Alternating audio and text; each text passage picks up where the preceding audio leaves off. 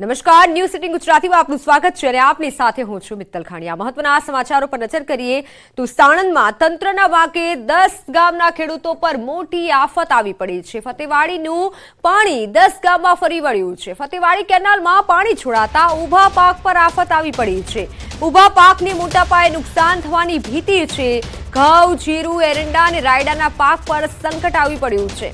અંદાજિત 500 હેક્ટરમાં પાણી ફરી વળ્યાનો દાવો છે। પાણી છોડાતા સાણંદના નળકાંઠા વિસ્તારના ખેડૂતોની દયનીય સ્થિતિ બની છે। તંત્રના વાંકે 10 ગામના ખેડૂતોનો ઊભો પાક ધોવાઈ ગયો છે અને આ સાથે ફતેવાડી કેનાલમાં પાણી છોડાતા હજારો હેક્ટરમાં પાણી ફરી વળ્યું છે। રેથલ, કુંડળ, પાવા, મેલખણા સહિતના 10 જેટલા ગામોના ખેડૂતો પાણીમાં ગરકાવ થયા છે। આ તમામ ખેતરો પાણીમાં ગરકાવ થયા છે। ખેડૂતોના માથે આભ તૂટી પડ્યું છે। ઘઉં, જીરું, રાયડો સહિતના શિયાળુ પાક પર કેનાલનું પાણી ફરી વળ્યું છે। ખેડૂતો જ્યારે પાણીની માંગ કરે છે ત્યારે પાણી ન અપાતું હોવાનો પણ આરોપ લગાવવામાં આવ્યો છે। અચાનક પાણી છોડાતા કરોડોની ખેત પેદાશો પાણીમાં ગરકાવ થઈ છે। ક્યારેક કેનાલ ફૂટવાના કારણે તો ક્યારેક અચાનક પાણી છોડાવાના કારણે પાક ધોવાયાના કિસ્સા સામે આવી રહ્યા છે। તંત્રની ઘોર બેદરકારીના કારણે ખેડૂતો મુશ્કેલીમાં મુકાઈ રહ્યા છે। સાણંદમાં અચાનક કેનાલમાં પાણી છોડવામાં આવતા 10 ગામના ખેતરમાં પાણી ફરી વળ્યું। તંત્રના પાપે ખેડૂતોને ખેતી પાક પર ભારે નુકસાની વેઠવાનો વારો આવ્યો છે।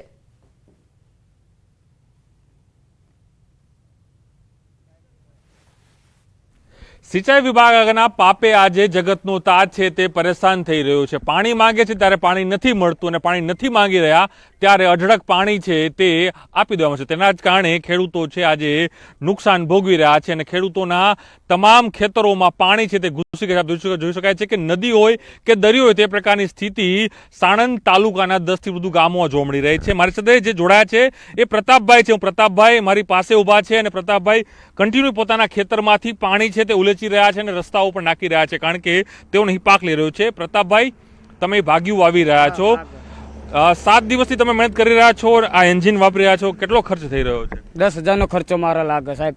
10 દાડા હી ઉચેલું છું અને આમાં બધા પાક રે ઘઉં વેચતા લાયેલો હું, એમાં વાયેલા ભારે ટ્રેક્ટર લાવ્યો હું।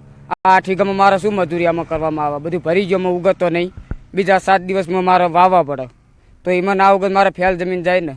પ્રતાપભાઈ, અધિકારીઓ શું કહે છે? સાહેબ ને મળવા આવે, જોતા હશે ને?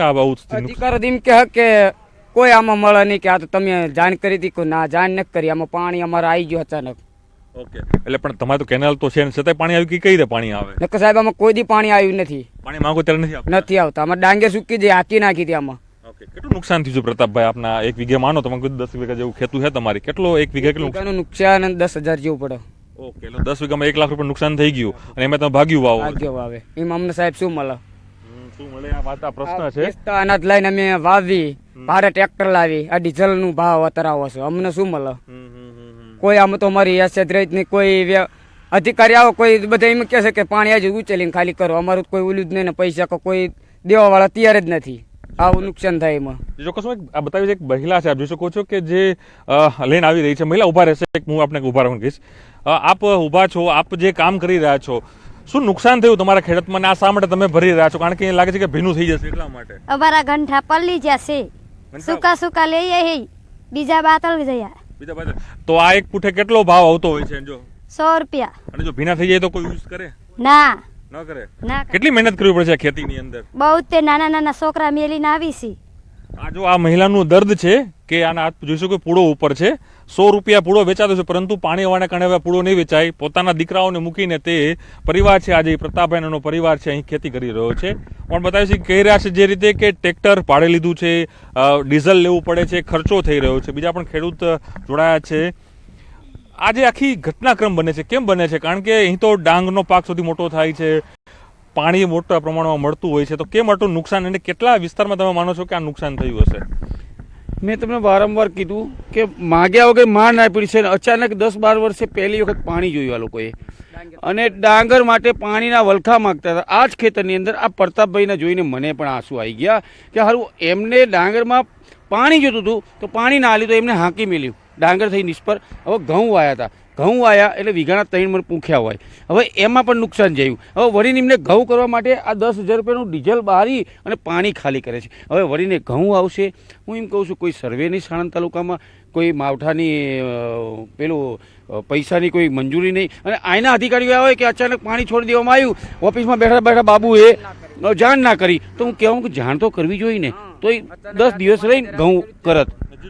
પ્રતાપભાઈ, તમારું દર્દ હું સમજુ છું, કારણ કે તમે ભાગ્યું લો એટલે તમે તમારા બીજાના ખેતરમાં તમે મહેનત કરતા હો છો, તેમાં પૈસા કરતા હો એટલે આખી આવક ઊભી કરતા છો. કેટલી દર્દ થાય કે આ ઘટનાઓ જો દર્દો બહુ થાય ને આપણે પોતાના છોકરા આટલા મૂકીને આવતા હોય ઘરે, આખો દાડો મહેનત કરતા હોય, હાજે કંઈ ભાળતા ના હોય, તો કહેવાનો મતલબ આપણામાં કંઈ ના ભાળે શું આપણે જોવાનું.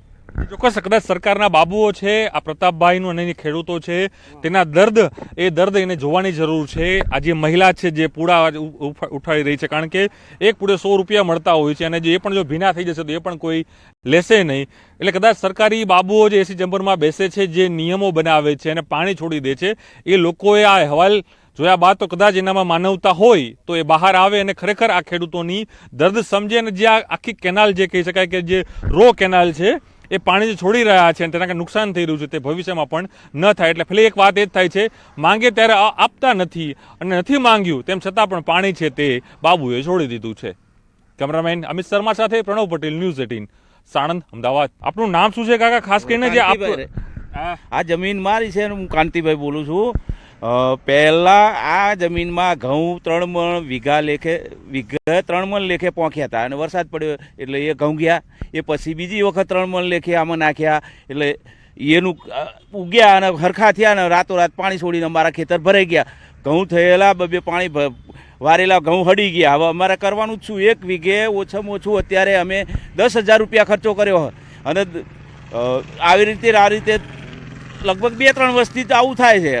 અમે કાલે અધિકારીઓ આવ્યા, તેમને કીધું કે અમે જો આ તમે પાણી છોડ્યું, જો અમે ડાંગર કરીએ તમે પાણી આલશો તો કઈ એમની અમારી કોઈ જવાબદારી નહીં. આ સમજ જગતના તાતની આ કદાચ વેદના સરકારે પણ સાંભળવી જોઈએ, અને જે અધિકારીઓ એસી ચેમ્બરમાં બેસીને પાણી છોડી રહ્યા છે તે લોકોએ પણ સાંભળવું જોઈએ. અહીંથી કુંડલ ગામ છે, હું અહીંયા રેથલ ગામની સીમમાં ઊભો છું, અને ત્યાં માનવામાં આવી રહ્યું છે કે પાણી કેનાલમાંથી છોડાયું, ઓવર પાણી છોડાયું, કદાચ સંકલનના અભાવે છોડાયું. તેના કારણે જે હું ફરી બતાવીશ, જે ઓલા જે વ્યક્તિ છે તે પાણી ખાલી કરી રહ્યા છે, અને આખો આ જીસીબી રાતે બોલાવીને ખેડૂતો દ્વારા આખું જીસીબીના માધ્યમથી આ પારો બાંધવામાં આવ્યો છે. આ પારો નબળો છે, ગમે તે હજુ પણ પાણી આવશે તો હજુ પણ પાણી ઘૂસશે, તે પ્રકારની સ્થિતિ જોઈ શકાય છે. કે આ વ્યક્તિ એનો ખેતર બચાવવા માટે શું કરી રહ્યો છે, છેલ્લી સુધીની જે મહેનત છે આ જગતનો તાત કરી રહ્યો છે, અને આ સ્થિતિ છે. ચારે તરફ માત્ર પાણી અને પાણી છે. કદાચ શાસકોએ અને ખાસ કરીને જે વહીવટી અધિકારીઓ છે, એ વહીવટી અધિકારીઓએ સમજવાની જરૂર છે કે સ્થિતિ શું છે. જગતનો તાત પોતાને પેટે પાટા બાંધીને પોતાના જે ઘઉં જે ઘરે ખાવાના હતા એ ઘઉં અહીંયા આ ખેડૂતે અહીં વાવ્યા છે, અને એને પણ નુકસાન થયું છે. આનું વળતર કોણ આપશે એ સૌથી મોટો સવાલ છે. અને વાત એ જ છે કે માત્ર 1-2 નહીં, પરંતુ 300 થી 500 હેક્ટર જમીનની અંદર આ પાણી છે સિંચાઈ વિભાગના પાપે ફરી વળ્યું છે. તેના કારણે જગતનો તાજ આજે મુશ્કેલીમાં જોવા મળી રહ્યો છે. અમિત શર્મા સાથે પ્રણવ પટેલ, ન્યૂઝ 18 અમદાવાદ. તો હવે વાત ડુંગળીના ડખાની.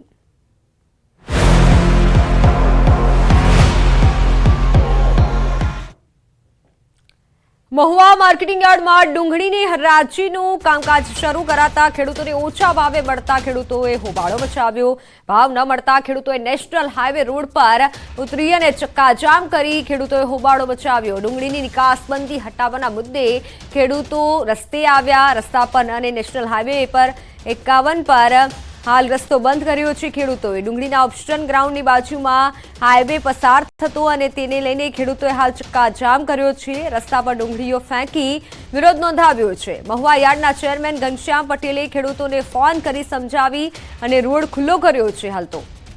ત્યારે ખેડૂતોએ કહ્યું છે કે 24 કલાક સુધીમાં કોઈ નિર્ણય નહીં આવે તો ફરી ઉગ્ર આંદોલન કરીશું તેવી ચીમકી પણ ઉચ્ચારી છે.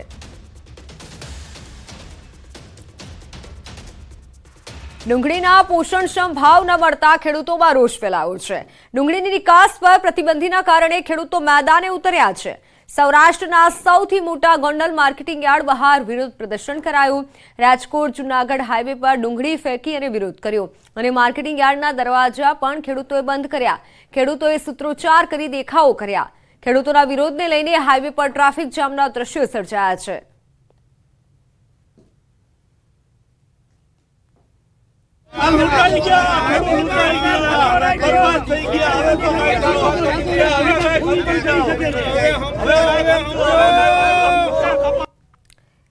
ભાવનગર માર્કેટિંગ યાર્ડ ફરી એકવાર વિવાદમાં આવ્યું છે. વચન કપાતને લઈને આ ચોક્કસ મુદત સુધી યાર્ડની તમામ હરાજી બંધ કરવામાં આવી છે. અગાઉ પણ વચન કપાતનો પ્રશ્ન ઉભો થયો હતો. એ જ પ્રશ્ન ફરી પાછો ઉભો થતા યાર્ડ બંધ કરવામાં આવ્યું. યાર્ડમાં ખેડૂતો પાસે જણસીની ખરીદી કરતા તમામ વેપારીઓ સાથે વચન કપાત મુદ્દે અવારનવાર પ્રશ્ન ઉભો થાય છે, જેનું યાર્ડના સત્તાધીશો નિરાકરણ નહીં લાવી શકતા ભાવનગર યાર્ડ ખાતે તમામ વેચાણ બંધ રાખવાનો નિર્ણય લેવાયો છે.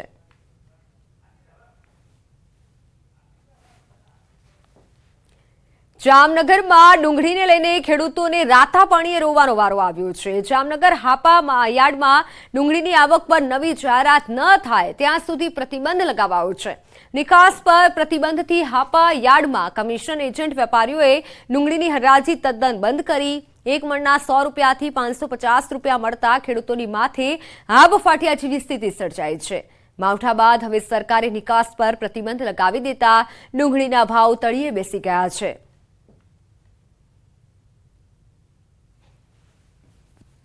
અમારા દ્વારા છેલ્લા 2 દિવસથી ડુંગળીની આવક બંધ કરવામાં આવેલ છે અને નવી જાહેરાત ન થાય ત્યાં સુધી ખેડૂતોને ડુંગળી યાર્ડમાં ન લાવવાની વિનંતી કરવામાં આવેલ છે. તો રાજ્યમાં ડુંગળીના ભાવ મુદ્દે ખેડૂતો વિરોધ નોંધાવી રહ્યા છે. ત્યારે ડુંગળીના ભાવને લઈને ખોડલધામ ચેરમેન નરેશ પટેલની પ્રતિક્રિયા સામે આવી. પરિસ્થિતિ વિકટ કહેવાય છે, ત્યારે સરકારે તાત્કાલિક નિર્ણય લેવો જોઈએ તેવું હાલ પ્રતિક્રિયા આપી છે નરેશ પટેલે.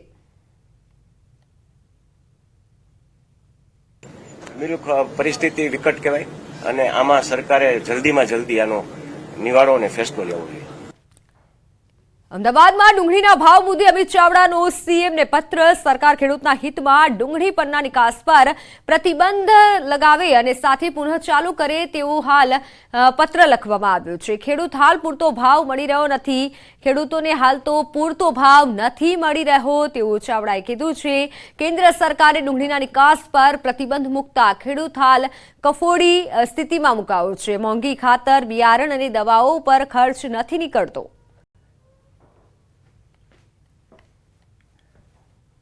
એમનું કહેવું છે કે 55 mm ની સાઈઝની જે મોટી ડુંગળી આવે છે એ ડુંગળીનું મોટા ભાગે માર્કેટ વિદેશમાં છે અને નિકાસ પર પ્રતિબંધ મૂકવાથી એ ડુંગળીનું નિકાસ પણ નહીં થઈ શકે, ખેડૂતોને ભાવ પણ નહીં મળે. એનાથી સ્પષ્ટ મતલબ છે કે સરકાર ખાલી ખેડૂતના હિતોની વાતો કરે છે પણ સાચી હકીકત જાણીને એની સમસ્યાનું નિવારણ કરવા માટે કોઈ તૈયારી નથી. આખરે 1 મહિના બાદ આપના ધારાસભ્ય ચેતર વસાવા પોલીસ સમક્ષ હાજર થયા છે અને રાજપીપળા પૂછપરછ માટે લઈ જવાયા છે. વનકર્મીને માર મારવાના ગુનામાં 1 મહિનાથી ડેડિયાપાડાના ધારાસભ્ય ચેતર વસાવા ફરાર હતા. વસાવા 1 મહિના અને 9 દિવસ પછી પોલીસ સામે હાજર થયા છે. વનકર્મીઓને ધમકાવવા અને ફાયરિંગ કરવાના કેસમાં લાંબા સમયથી ફરાર ડેડિયાપાડાના ધારાસભ્ય ચેતર વસાવા ડેડિયાપાડા પોલીસ સ્ટેશન ખાતે હાજર થયા છે. પોલીસ સમક્ષ હાજર થતા પોલીસ અને વસાવાના સમર્થકો વચ્ચે ઝપાઝપી થઈ. ચેતર વસાવાએ કહ્યું કે મારા પર ખોટા આરોપ લાગ્યા છે. તેમણે કહ્યું કે મારી સામે ષડયંત્ર રચવામાં આવ્યું છે અને ષડયંત્રના ભાગરૂપે મને ફસાવવામાં આવ્યું છે. હું અને મારો પરિવાર લડતા રહીશું. ઈસુદાન ગઢવી અને ગોપાલ ઇટાલિયાએ પણ આ મુદ્દે પ્રતિક્રિયા આપી ભાજપ પર પ્રહાર કર્યા છે. મહત્વનું છે કે ચેતર વસાવાએ આગોતરા જામીન માટે હાઈકોર્ટમાં અરજી કરી હતી, પરંતુ આ અરજી ફગાવી દેવામાં આવી હતી. ત્યારે હવે પોલીસ સામે હાજર થવાની ફરજ પડી છે. છેલ્લા 1 મહિના અને 9 દિવસથી ચેતર વસાવા ભૂગર્ભમાં હતા. ધારાસભ્ય પર વનકર્મીને ઘરે બોલાવી ધમકાવી અને હવામાં ફાયરિંગ કરી 60,000 રૂપિયા પડાવી લેવાનો આરોપ છે.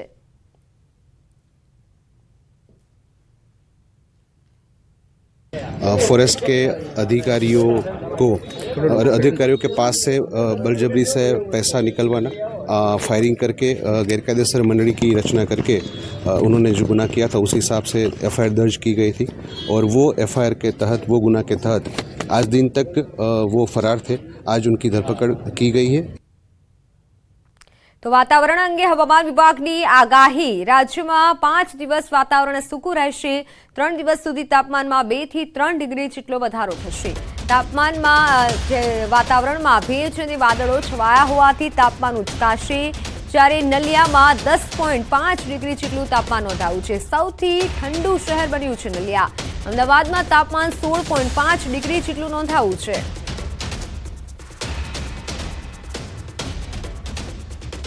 टेम्परेचर देखा जाए तो टेम्परेचर अगले 2-3 दिन में टेम्परेचर 2 से 3 डिग्री बढ़ सकता है. नाइट टेम्परेचर यानी न्यूनतम टेम्परेचर जो मिनिमम टेम्परेचर होता है उसमें बढ़ोतरी होने का संभावना है बाय 2 से 3 डिग्री सेल्सियस. मैम क्या रीजन है टेम्परेचर राइज होगा? अभी टेम्परेचर राइज हो रहा है, थोड़ा सा क्लाउड भी हो रहा है, मॉइस्चर थोड़ा सा है, उसके कारण से मिनिमम टेम्परेचर राइज होने का संभावना है. તો 3 દિવસ સુધી તાપમાન સૂકું રહેશે. વાતાવરણ અંગે હવામાન વિભાગે આગાહી કરી છે. 3 દિવસ જેટલું વાતાવરણ સૂકું રહેશે. જોકે આગામી 5 દિવસ માટે આગાહી કરવામાં આવી છે. 2 થી 3 ડિગ્રી જેટલો વાતાવરણમાં ઘટાડો નોંધાશે.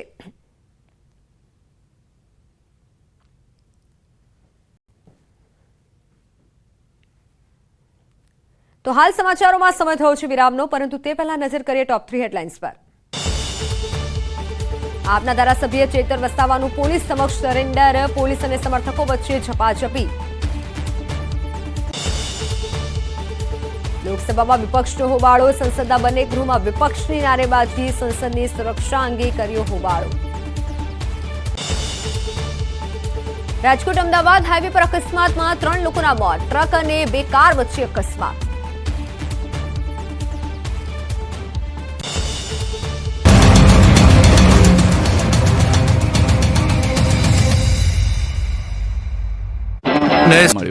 સીસીટીવી ચેક કરતા ખબર પડી કે બાઇકની ચોરી થઈ ગઈ. આથી બાઇક માલિક પરેશભાઈ પટેલે ફેસબુક પર એક ભાવનાત્મક પોસ્ટ લખી. આ પોસ્ટ વાંચીને ચોરનું હૃદય પરિવર્તન થઈ ગયું. બીજા દ્રશ્યોમાં આપ જોઈ રહ્યા છો કે ચોર ફરીથી બાઇક લઈને સોસાયટીમાં પહોંચ્યો અને બાઇક પરત મૂકીને ભાગી ગયો. વડોદરાની ઝેનિથ શાળાની ફરી સામે આવી દાદાગીરી. વાલીઓએ મચાવ્યો હોબાળો. શાળામાં ફી બાકી રહેતા શિક્ષકે કહ્યું ઓકાત નથી કે ભણી શકો.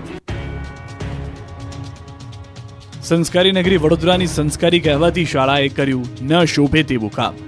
વડોદરાના ડભોઈ રોડ પર આવેલી ઝેનિથ શાળાની દાદાગીરી જોવા મળી. શાળામાં ધોરણ 7ના 4 વિદ્યાર્થીઓની ફી બાકી હોવાથી બબાલ થઈ છે. જે વિદ્યાર્થીઓની ફી બાકી હતી તેની સાથે અત્યાચાર કરાયો. 4 વિદ્યાર્થીઓને બેન્ચ પર ઊભા રાખીને સજા અપાઈ તથા બાળકોને કહ્યું ઓકાત નથી કે ભણી શકો. તેથી વાલીઓ અને વીએચપીના કાર્યકરો ઝેનિથ સ્કૂલ પહોંચ્યા અને હોબાળો મચાવ્યો. શિક્ષિકા ફિરોઝા પર વિદ્યાર્થીઓને ત્રાસના આરોપ લગાવવામાં આવ્યા છે. જેમાં શાળાના આચાર્ય રેશમા શેખે તપાસની બાહેધરી આપી તો શાળાના આચાર્ય શિક્ષકનો બચાવ કરતા નજરે પડ્યા અને દાવો કર્યો કે આવી કોઈ ઘટના બની નથી. ત્યારે વાલીઓએ શિક્ષક અને શાળા પર કાર્યવાહી કરવાની માંગ કરી છે. આપણું ગુજરાતમાં અત્યારે બસ આટલું. દેશ પ્રદેશની તમામ ખબરો માટે આપ જોડાયેલા રહો ગુજરાતની number 1 news channel news 18 Gujarati સાથે.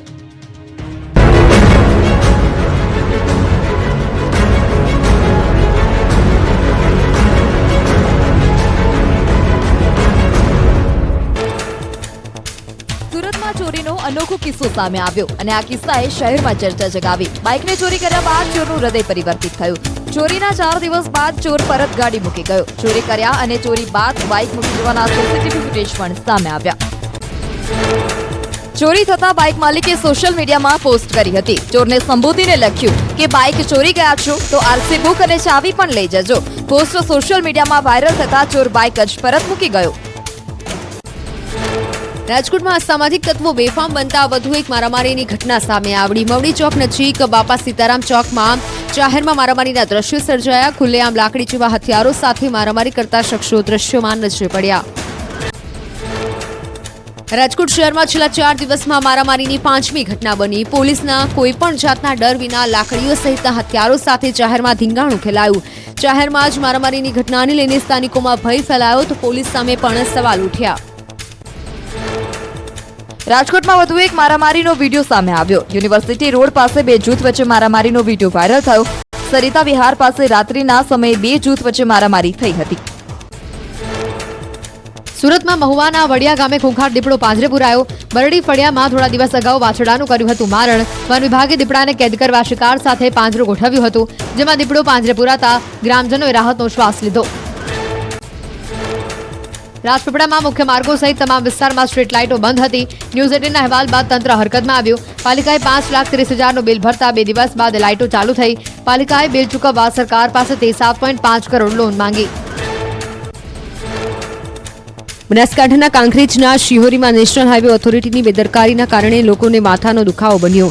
મુખ્ય રસ્તાની સાઈડમાં ખુલ્લી ગટરો, નાળાના સાઈડમાં ટર્નિંગ લેતા ખુલ્લી ગટરમાં વાહન ખાબક્યું. ભારે જહેમત બાદ વાહનને બહાર કાઢવામાં આવ્યું.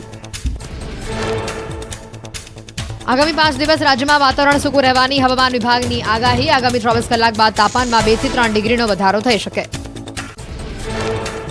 કચ્છના નલિયામાં વહેલી સવારે ઠંડીનો ચમકારો જોવા મળ્યો. 8 થી 10 ડિગ્રી તાપમાન સાથે રાજ્યનું સૌથી ઠંડુ શહેર નલિયા નોંધાયું. ખુલ્લા વિસ્તારોમાં ઠંડીના પ્રમાણમાં વધારો. ભાવનગર માર્કેટિંગ યાર્ડ ખેડૂતોએ હરાજી બંધ કરાવી નોંધાવ્યો વિરોધ. ડુંગળીમાં વજન કપાતને લઈ ખેડૂતોએ વિરોધ નોંધાવી હરાજી બંધ કરાવી. કપાસની હરાજી મોડી.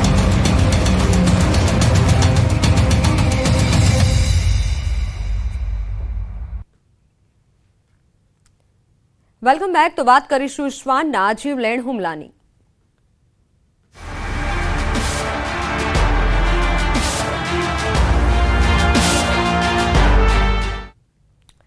ગુજરાતમાં રખડતા શ્વાનનો આતંક હજુ પણ યથાવત છે. સુરતમાં શ્વાનના ત્રાસથી હાહાકાર મચ્યો છે. બાળક પર શ્વાનના ટોળાએ હુમલો કર્યો. આ વિસ્તારમાં 25 થી 30 જેટલા શ્વાનના ટોળાનો આતંક સામે આવ્યો છે. સ્થાનિકો હાલ દાવો કરી રહ્યા છે કે શ્વાનનો આતંક દિવસે ને દિવસે વધી રહ્યો છે. 15 થી 20 બચકા ભરતા બાળકને ગંભીર ઈજા પહોંચી. 11 વર્ષના બાળક પર શ્વાનના ટોળાએ હુમલો કર્યો. બાળક શાળાએ જતો હતો ત્યારે આ ઘટના બની. બાળકને તાત્કાલિક સારવાર માટે ખાનગી હોસ્પિટલમાં ખસેડાયો છે. ત્યાંથી વધુ સારવાર માટે સિવિલ હોસ્પિટલમાં લઈ જવામાં આવ્યો છે. જોકે વારંવાર બનતી આવી ઘટનાઓના લીધે અનેક સવાલો ઉઠી રહ્યા છે. જનતાને શ્વાનના ત્રાસથી મુક્તિ ક્યારે મળશે? શ્વાન લોકોના જીવ લઈ રહ્યો છે. શ્વાનમાં જે જીવ લઈ રહ્યા છે ત્યારે જવાબદાર કોણ? તેને લઈને પણ અનેક સવાલ ઉઠી રહ્યા છે. રખડતા શ્વાનનો ત્રાસ દૂર કરવા માટે તંત્ર કામગીરી કરે છે કે માત્ર વાતો જ કરે છે? તેવા અનેક સવાલો હાલ થઈ રહ્યા છે. ન્યૂઝ 18 ગુજરાતી પણ તંત્રને આ સવાલ પૂછી રહ્યું છે કે આખરે હવે ક્યારે કામગીરી કરવામાં આવશે? શ્વાનના ખસીકરણ પાછળ કરોડો રૂપિયા ખર્ચ થતા હોય છે, છતાં પણ શ્વાનનો આતંક કેમ ઓછો નથી થતો? શાળાએ જતી વખતે જે બાળકને શ્વાને બચકા ભર્યા છે, જેથી ગંભીર ઈજાઓ બાળકને પહોંચી છે અને અવારનવાર આવી ઘટનાઓ સામે આવતી હોય છે. ત્યારે શ્વાનના આતંકથી હવે સ્થાનિકોને મુક્તિ ક્યારે મળશે? સ્થાનિકો પણ હવે કંટાળ્યા છે. વારંવાર રજૂઆત કરવામાં આવે છે પરંતુ કામગીરી નથી થતી.